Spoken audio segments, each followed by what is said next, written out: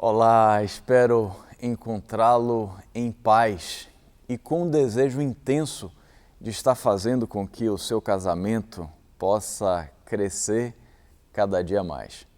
Que você não tenha um casamento ordinário, mas que você possa ter um casamento extraordinário. Um casamento excelente, um casamento que esteja acima da média. Um casamento cheio de regozijo, cheio de gozo, cheio de alegria. E para vivenciarmos esse tipo de relacionamento, é preciso encontrar algumas lições, alguns princípios que são e estão estabelecidos na palavra de Deus. Deus, que é o grande projetista desse instituto tão caro a Ele e que reflete de maneira tão poderosa e clara a própria figura divina, que não é um só, mas são três. O ser humano, quando se casa, ele passa a ser ainda mais semelhante a Deus, porque ele se pluraliza, assim como Deus também é um, mas ele é plural. No capítulo 2, verso 24 do livro de Gênesis, a palavra de Deus nos ensina que a partir do momento em que o homem deixa seu pai e sua mãe e se une à sua esposa, ele se torna uma só carne com ela. Não são mais dois, ao contrário, é uma só pessoa ali naquele momento. Dizem que os filhos são parte do homem e da mulher. Mas os maridos, as esposas, são elas mesmas. Minha esposa sou eu sou ela. Esse é o espírito do casamento. Espírito, bem verdade, que nos nossos dias está sendo completamente vilipendiado. A nossa geração, ela fomenta, ela ensina, ela instrumentaliza os noivos a se casarem, mas a manterem-se separados, independentes. Mas o que a palavra de Deus nos ensina é que nós devemos viver essa parceria conjugal como um grande time. Cada um fazendo tarefas de acordo com suas vocações respectivas, mas todos jogando numa mesma direção, indo para o mesmo lugar, caminhando numa mesma trilha, a fim de vencer o jogo da vida, a fim de passar pelos obstáculos naturais, normais, que todos temos que enfrentar sem exceção. O tema que nós estaremos falando, portanto, nesse domingo, na nossa nova escola bíblica dominical, é acerca da unidade.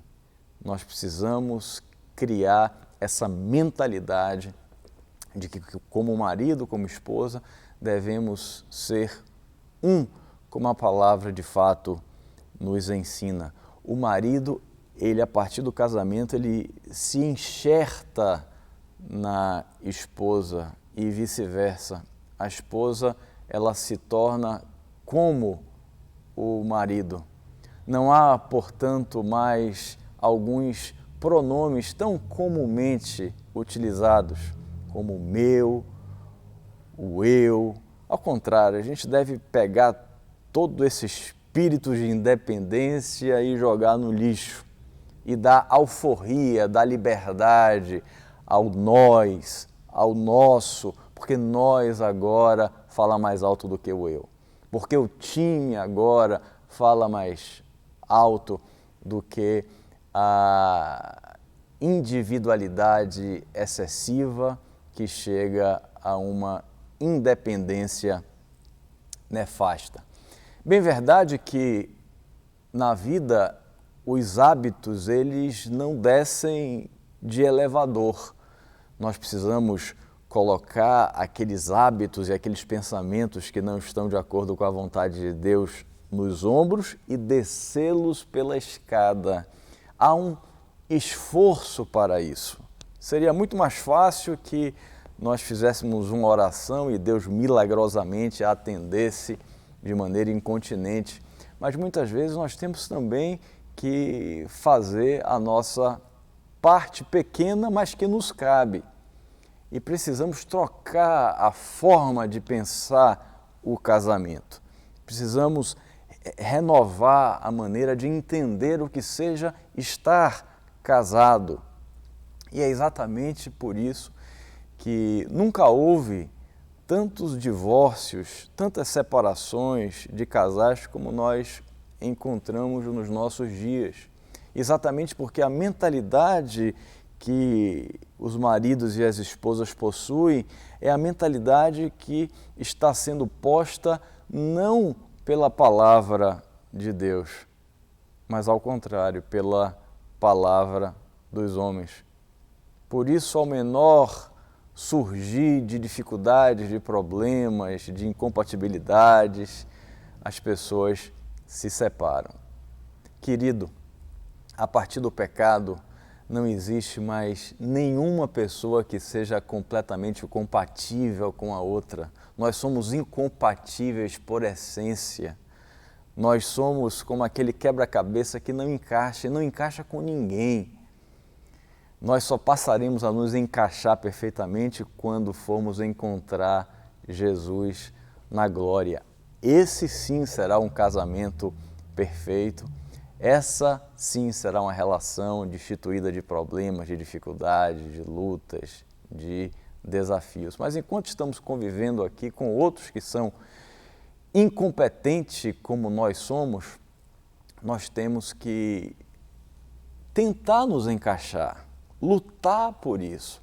É como aquele quebra-cabeça que não encaixa de fato, mas a gente dá um jeitinho, a gente corta uma partezinha aqui, a gente faz um molde ali e ele, apesar de não estar completamente encaixado, ele está junto, está funcionando.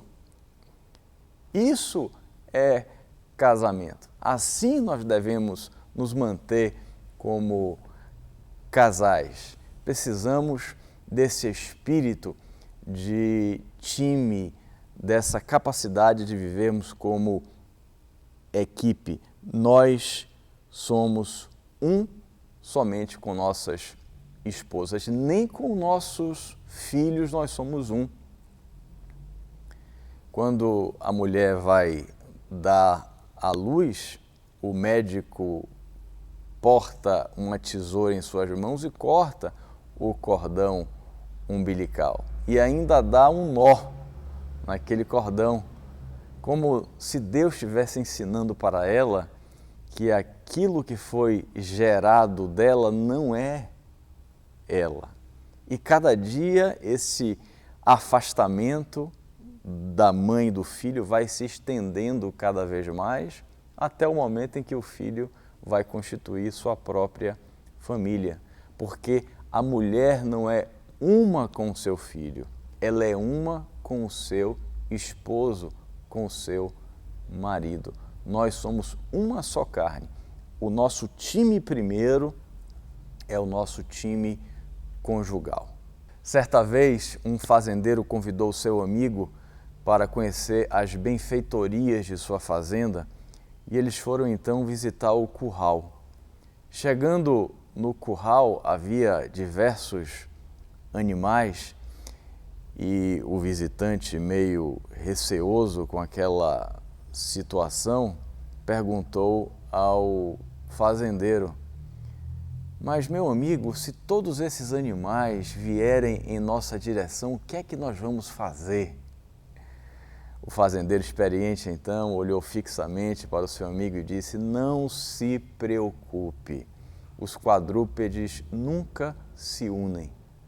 E essa é uma lição para as nossas vidas, para nós que somos casados. Essa é uma lição até para a nossa igreja, essa é uma lição para as nossas empresas, essa é uma lição para os nossos relacionamentos de amizade. Nós precisamos nos unir, porque quando nos unimos, quando estamos juntos, nós nos tornamos mais fortes.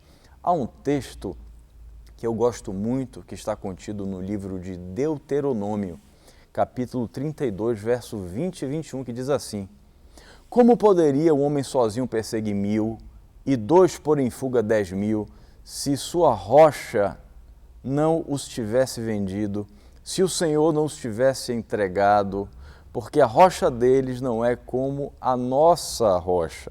Até nossos inimigos sabem disso. O que o texto nos ensina é que um poderia perseguir até 1000, mas 2 podem perseguir a 10.000.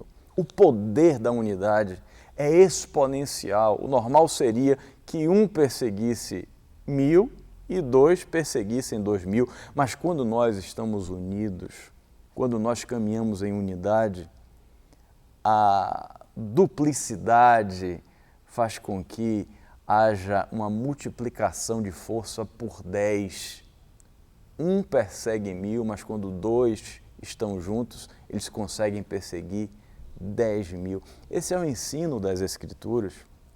E é exatamente por isso que o inimigo das nossas almas deseja intensamente que nós nos dividamos, porque a partir da divisão nós perdemos poder, perdemos força, perdemos competência, perdemos otimização de ações, ficamos, portanto, mais fracos. E não é por outro motivo que o primeiro valor da nossa comunidade de fé é a unidade, porque nós sabemos a importância da unidade, sabemos a importância de vivermos nessa dinâmica de parceria, de time. Se o seu esposo estiver cansado, você deve servir de força para ele, de auxílio.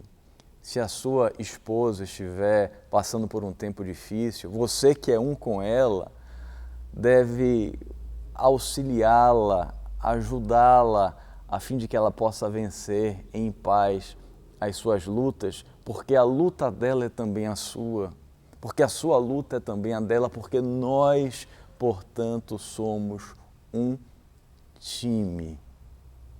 Nós não somos 2 carnes, não somos 3 carnes, ao contrário, nós somos uma só carne.